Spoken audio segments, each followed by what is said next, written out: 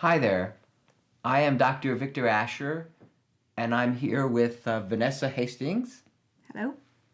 and we're here to talk to you about a workbook designed to help people recovering from mental illness, and it's called Self-Acceptance, the Key to Recovery from Mental Illness.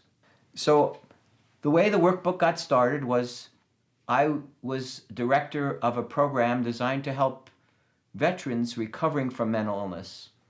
And as I looked around for resources to use in the program, there was nothing available that helped people who experience mental illness to improve their sense of themselves.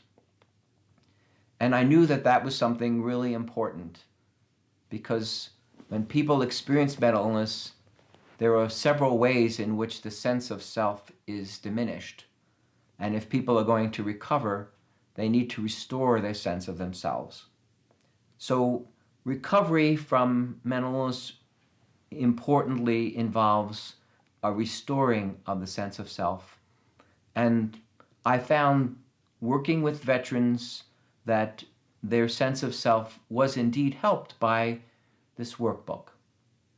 Part of the way the workbook works is that there are a series of reflections or questions that people are asked to write a response to, and it requires people to really think about the answer in order to give a meaningful response. And that process of thinking about and writing an answer seems to help with recovery and with the sense of self.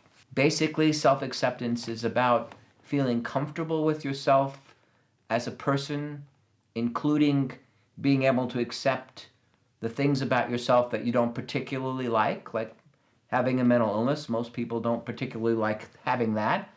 But if you're going to get better, you have to be able to accept it so you can function better because you manage it better. But also being able to appreciate your good qualities. And oftentimes when people experience mental illness, they have a hard time understanding or recognizing that they have good qualities. So this workbook helps with that. When I first met Vanessa, I knew that she had experiences in editing and publishing, and I asked her if she would help edit the book, which she did. She did a really splendid job of helping me with that. And then it became clear that she might be able to help in another way. As we progressed through the project, he asked me if I would work the workbook, provide my answers to encourage other users, and also provide my life story and my struggles with mental illness to do the same. And as someone who has battled anxiety and depression for most of my adult life, I had already built up an arsenal of coping tools, if you will, or approaches, including seeing a therapist, making sure that I get proper nutrition, even going so far to avoid certain types of movies, music, literature, a wide variety of approaches for managing these conditions.